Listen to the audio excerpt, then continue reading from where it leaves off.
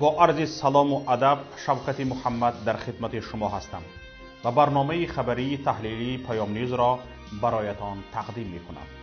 حالا توجه کنید به نامگوی موضوعهایی که امروز خواهید شنید. 301,000 نفر شهروندان تاجیکستان بیدرک شده اند. نامنویسی خانه به خانه مهاجران معلومات زیاد و سنساسیونی را افشا کرد.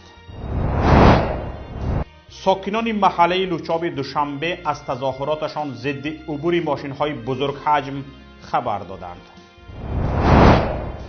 بازداشت تا 250 نفر استادان دانشگاه‌ها و روحانیان سرشناس در 3 روز اخیر در تاجیکستان. قبلا رسانه‌ها درباره خانه به خانه گشتن نمایندگان چند مقامات و ثبت نام مهاجران با گرفتن رقم تلفنی آنها گزارش داده بودند. این ثبت نام اسناد و معلومات زیادی را آشکار کرده است که مقامات از افشای آن خودداری می‌کنند. طبق اطلاع یک منبع معتمد رادیوی پیام از اگنتی آمار، ماه اوگوست سال گذشته این نهاد سفارش گرفته است در کوتاه‌ترین مدت روی خط مهاجران مهنتی را که بیرون از مرز کشور قرار دارند آماده نموده به حکومت پیشنهاد نماید. چند نهاد دیگر از جمله وزارت معارف و مقامات اجرایی محلی نیز موظف شده اند در این امر به اگنتی آمار کمک نمایند. اگنتی آمار موفق شده است تا اول ماه نوامبر تمام معلومات ها درباره مهاجران را جمع آوری نماید.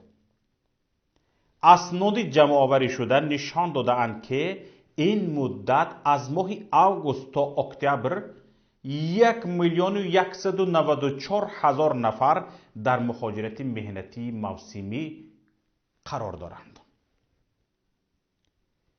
این در حالی است که رئیس جمهوری تاجیکستان آخر ماه دکبر در پیامش به پارلمان تاجیکستان شمار مهاجران را با تکیه به معلومات آماری کمی بیشتر از 480,000 نفر گفته بود.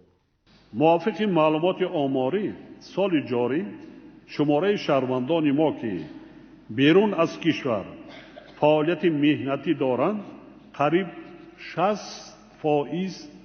کم شده است که این نتیجه رشد اقتصادیات و تشکیل جایهای کاری در داخل کشور می باشد.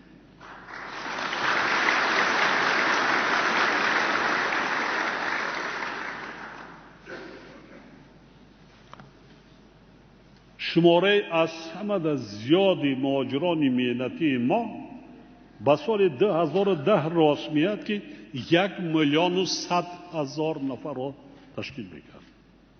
حالا باشد 486,000. منبع پیام که معلومات اخیر را در اختیار ما گذاشت میگوید هنوز در نیمه ماه نوامبر یعنی 1.5 ماه پیش از ارائه پیام رئیس جمهور به پارلمان این رقم ها روی میز کاری او قرار داشتند. اکنون معلوم می شود معلومات جانب روسیه صحیح بوده امام علی رحمان آشکارا دروغ گفته است. همچنین به گفت منبع ما در اگنتی آمار معرکه جمع‌آوری اسناد مهاجران 2 حقیقت دیگر را آشکار کرده است. طبق این آمار 583,000 نفر شهروندان تاجیکستان شهروندی کشورهای دیگر را قبول کردند که اکثریت آنها شهروندی روسیه را گرفتند. معرکه خانه به خانه گشتن نمایندگان چند مقامات و ثبت نام مهاجرین با گرفتن رقم تلفنی آنها معلومات سنساسیونی دیگری را هم آشکار کرده است. در زمان حکومت امام علی رحمان انیقترش از سال 1993 تا این زمان 310,000 نفر 310,000 نفر به نام و نشان شدند. این گروه بزرگ شهروندان تاجیکستان از کشور خارج شده تا هنوز معلوم نیست در کجا قرار دارند و آیا زنده هستند یا نه کسی نمیداند. در مجموع در حال حاضر 2,78,000 نفر در خارج از کشور قرار دارند. همچنین منبع رادیوی پیام گفت برای معرکه بر روی خطگیری اهالی که سال جاری برگزار می شود الکی سپارش گرفتند که باید شمار اهالی کشور را چقدر اعلان کنند. الکی معلوم است. حالا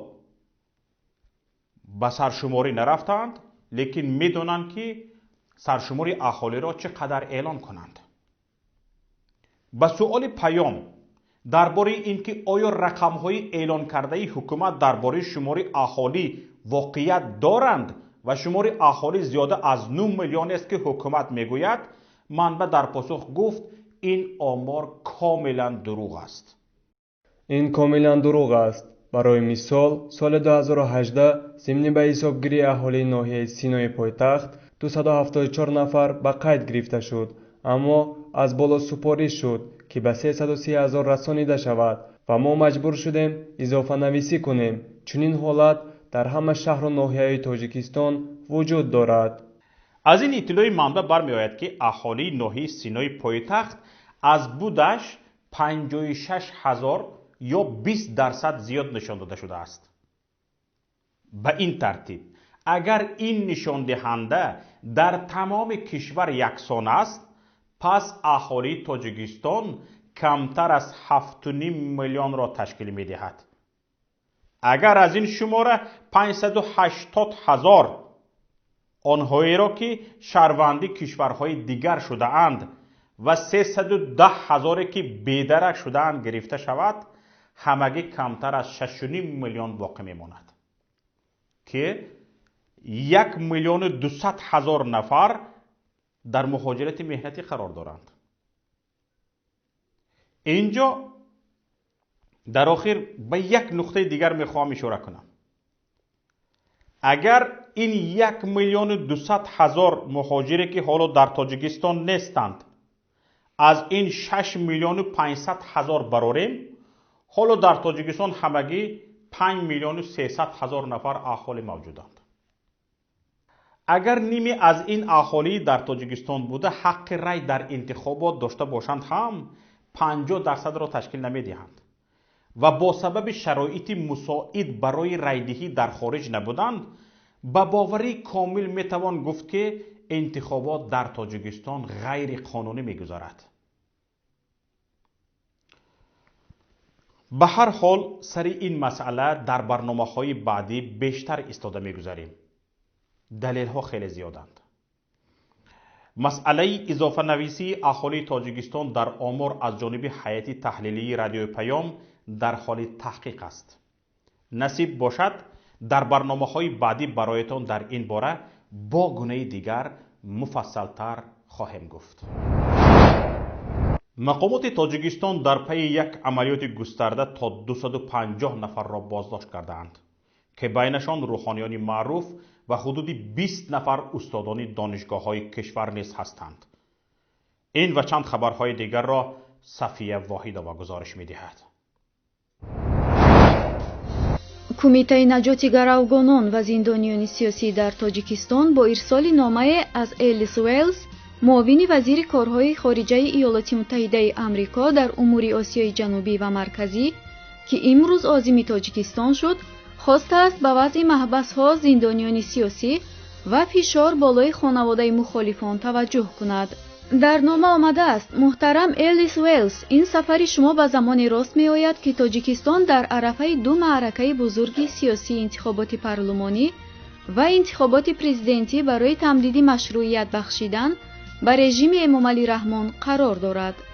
امامعلی رحمانی که 27 سال است غیر قانونی سر قدرت قرار دارد و از نگاه ارزش‌های دموکراتی رژیم آن یک رژیم دیکتاتوری می باشد. رژیمی که آزادی‌های شهروندی، آزادی‌های مذهبی، آزادی بیان و مطبوعات آزاد و در مجموع حقوق بشر برای آن هیچ ارزشی ندارد. عبدالستار بابایف، رهبر کمیته شهروندی نجات گروگانان و زندانیان سیاسی به رادیوی پیام گفت که با نوشتن این نامه انتظار می رود وضع حقوق بشر هم جزء از مسائل مورد نظر خواهد بود و خانم الیس در این سفرش از وضع بد حقوق بشر در تاجیکستان بیشتر آگاه خواهد شد. خیلی که آگاه هستیم.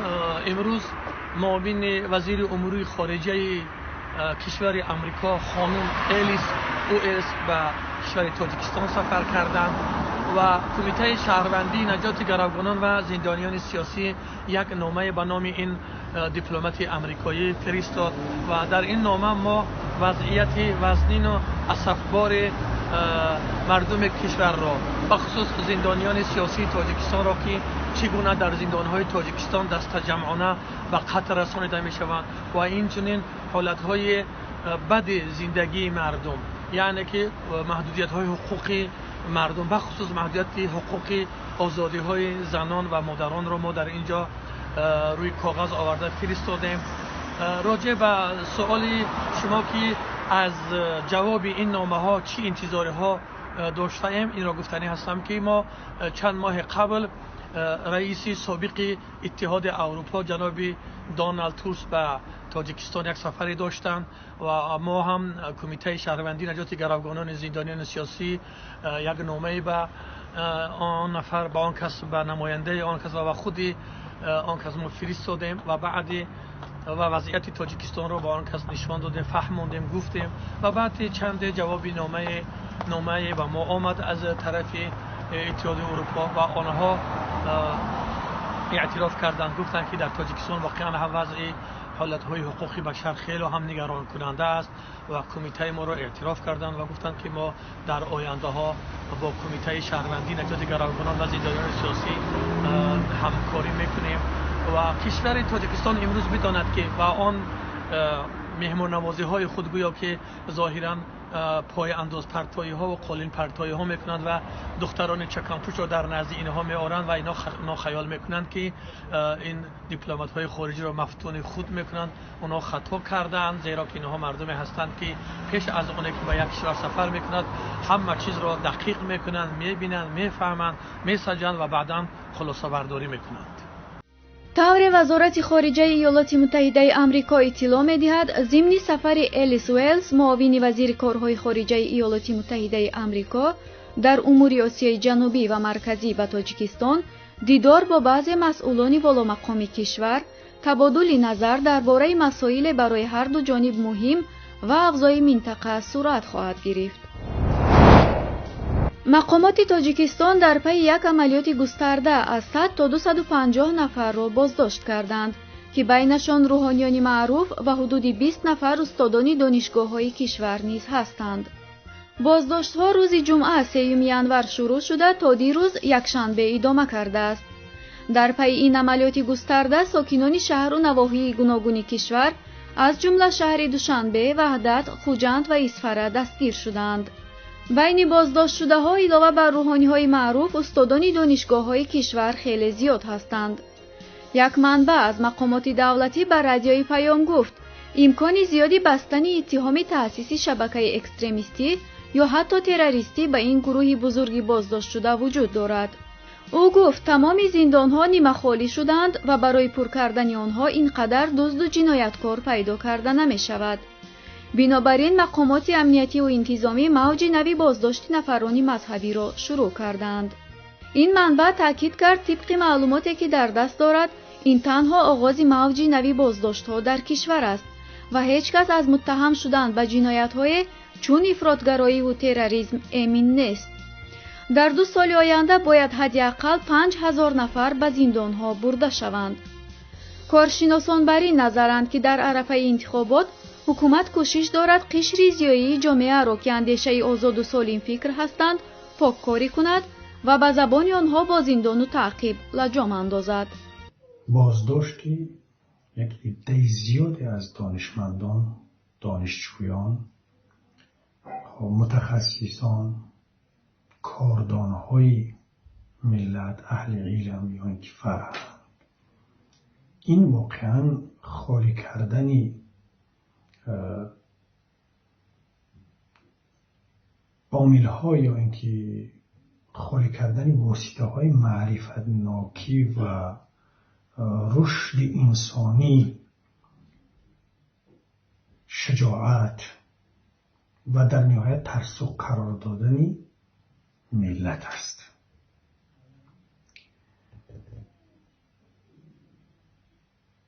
مثال این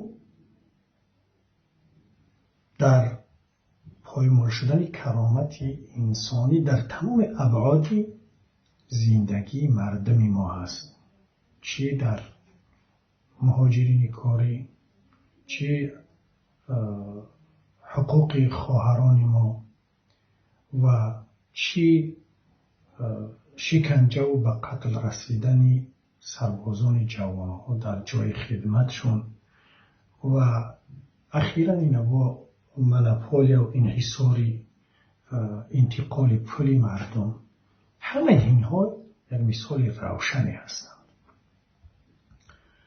دوم اینکه همین جنایت به شکل قانونی درآورده شده است.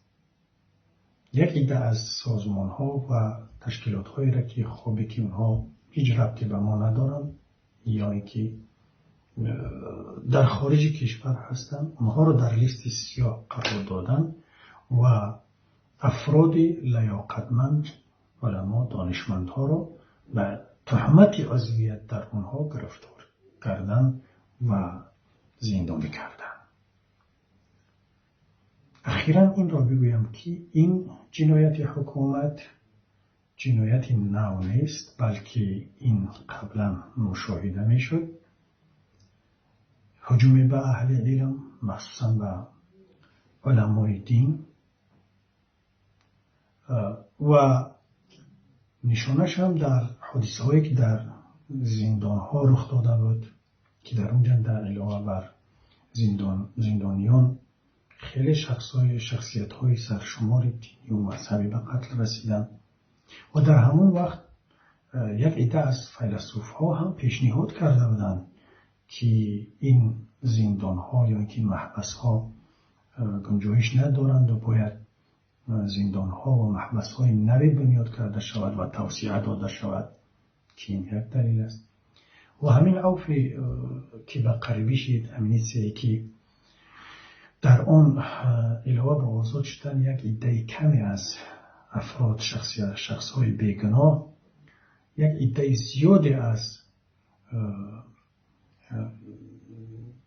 دزدان بگین یا اینکه جنایتکارانی که اونها اکثرا عضو حزب خلقی دموکراتی تاجیکستان بودن و جرم شوام قلابی بود، دزدی بود، زمین فروشی بود، اونها آزاد شدن و حالا در عوض اونها دانشمندان، دانشجویان، اهل هنر، شخصان تجربه داری ساحه‌های گوناگونی تاجیکستان گرفته شده‌اند و جایهای اونها را پر می‌گیرند. ساکنان محله‌های لوچابی بالا و لوچابی پایانی ناحیه سینای پایتخت بعد اعتراضشان با عبور ماشین‌های کلان حجم از نزد خانه‌هایشان زیر فشار و تعقیب مقامات انتظامی قرار گرفتند. هفته گذشته گروهی از ساکنان این محله‌ها با اعتراض به خرابشوی راه‌های محله از عبور ماشین‌های 60 تنگی به کوچه‌ها برآمده از حرکت این نمودی ماشین‌ها جلوگیری کردند. یک ساکن این محله که نخواست نامش افشا شود به پیام گفت که حرکت ماشین‌های کلان حجم که بیشترشان شغال می‌کشانند راه‌های محله را پورا خراب کرده است. بنا به اطلاع منبع رادیوی پیام همگی بعد چند دقیقه جمع‌شوی مردم در راه‌ها پلیس آنجا حاضر شده با زور و تهدید مردم را پراکنده کرده است. همه شرکت کننده ها اعتراض از طرف پلیس نامنویس شدند. بعد این اعتراض مقامات شعبه وزارت کارهای داخلی ناحیه سینا و دادستانی این ناحیه شرکت کنندگان تظاهرات را با دعوت کردن به اداره های خود ترس دادند و حتی چند نفر را جریمه هم کردند. طبق اطلاع منبع رادیوی پیام این ماشین ها به رئیس ناحیه سینا نصرت الله سلیمزاده تعلق دارند. گفته می شود سلیمزاده در لوچاب کاریری شخصی دارد که با ماشین های بزرگ حجمش از آنجا شغل و سنگ می کشاند. این هم در حالی است که قانون به منصبداران دولتی تجارت را منع کرده است. بنا به معلومات هایی که به ما رسیده است، نصرت الله سلیمزاده وزیر سابق تندرستی یکی از پرروترین رشوه‌خواران است که به ایبا از هر کس رشوه طلب می کند. аз дасти салимзода на кормандони ҳукумат ва на раисони маҳаллаҳо рӯз надоранд. бо вуҷуди дороиҳои зиёде ки замони вазириаш аз буҷа дуздидааст, салимзода ҳамаро аз кӯчактарин дукони савдо то соҳибкорони миёнаву бузург доля бастааст. таҳқиқоти паём дар бораи Нусратулло Салимзодаро мунтазир бошед. ҳизби социал-демократии Тоҷикистон дар интихоботи парлумонии кишвар ширкат хоҳад кард. анҷумани ин ҳизб пешниҳоди таҳрими интихоботро рад кард ва аз рӯйхати ҳизбӣ 8 номзад пешниҳод намуд. тибқи нусхаи ҳуҷҷате ки ба дасти паём расид, дар анҷуман масоиле чун таҳрим ё иштирок, пешниҳод ва тасдиқи рӯйхати аъзоҳо, баррасӣ ва қабули платформаи пеш аз интихоботии ҳизби социал-демократии Тоҷикистон ва ғайра баррасӣ шуданд. маҳмурод Одинаев, муовини раиси ин ҳизб, ба паём гуфт ки пешниҳоди таҳрими интихобот рад шуд ва 8 нафар раиси ҳизби социал-демократии Тоҷикистон, Раҳматулло Зоиров, муовинонаш Маҳмурод Одинаев ва Шокирҷон Ҳакимов, Дилбар Самадова, Қиёмиддин Азизов, Нигина Шоҳназар, Муҳаммад Сидиқи Саид ва Бахтиёр Насруллоев чун номзад аз рӯйхати ҳизбӣ пешниҳод шуданд. муовини раиси ҳизби социал-демократии Тоҷикистон гуфт, имкон дорад чанд нафари дигар худро аз ҳавзаҳои якмандатӣ пешбарӣ кунанд. قانون ما همه جا می‌نویسیم منه قانون باید قبل از همه قانون عدالت پیشه باشد. برای عدالت پیشه بودن قانون باید مبارزه بردن. به این نمیشه. ما در اون انتخابات هم اشتراک کردیم، دیگر کردیم. من یکم بار حاضر ما قانون معیار قانون به سود کنسون دادیم. گذشته رفتن میگیرن، ما حتی تاثیر رسوندن نمیتونیم. اگر که اشتراک کردیم، نامزدهای پیشنهاد کردیم، ما الکی با یک امکانیت پیدا میکنیم که هیچ نباشد در وسایل اخبار عامه، هیچ نباشد در مردم کمپین انتخاباتی گذراندن، به یگان محدودیت رفته اشتراک کردن، عقیده خود را اثبات کردن. اگر ما حق باشیم همین خیلی است. اگر ما تحریم کردیم، اوجه ما در بسیار جاها امکانیت ها محدود میشن، ما به راه نمیتیم. در دوره غیر انتخابات هم همین خیلی است. حاضر همین که 2 ماه هست، 2 ماه امکانیت هست، ما به واسطه در جمهوری گشته همین چیزایی گفته میتوانیم و اراده سیاسی مردم تشکل داده میتونیم. این مسئله استفاده کردن داریم. ҳизби социал-демократии Тоҷикистон то ҳол ҳеҷ гоҳ дар парлумон номзад надоштааст. масъулони ин ҳизб мегӯянд мақомот ҳамеша овози онҳоро медузданд. бархе аз коршиносон ширкати ин ҳизб дар интихоботи қарибулвуқӯъро ба нафъи ҳукумат медонанд. онҳо мегӯянд ин дафъа ҳам ҳукумат ҳизби Зоировро ба парлумон роҳ намедиҳад, аммо ширкати он ба ҷомеаи ҷаҳонӣ нишон хоҳад дод ки дар Тоҷикистон интихобот демократӣ мегузарад. ҳизби социал-демократии Тоҷикистонро коршиносон ягона ҳизби амалкунандаи ғайри кисагӣ дар Тоҷикистон медонанд. бинандагони олиқадр, اینجا برنامه امروزه ما به نهایت خود رسید. خواهشمندیم با لطف و مرحمت پخش تگمه لایک و زنگوله را فراموش نکنید. با برابر پخش تگمچه زنگوله شما از آن درک می دهید که هستید و با مایید. با برابر پخش تگمه زنگوله صف عدالت خواهان را زیاد می کنید. خفته را بیدار و ذوق را بنیاد می کنید. لطفاً به شبکه یوتیوبی ما آبونه شوید. بودن شما در آستان مجازی ما الهام ما را افزون می کند. گفتنی های مهم را که دیگران از گفتنش خاموشی را اولا می دانند از ما خواهید شنید. مرحبا به شبکه یوتیوبی پیام تیوی. موفق و سربلند باشید. خیر تا روزی دیگر. السلام علیکم و رحمت الله.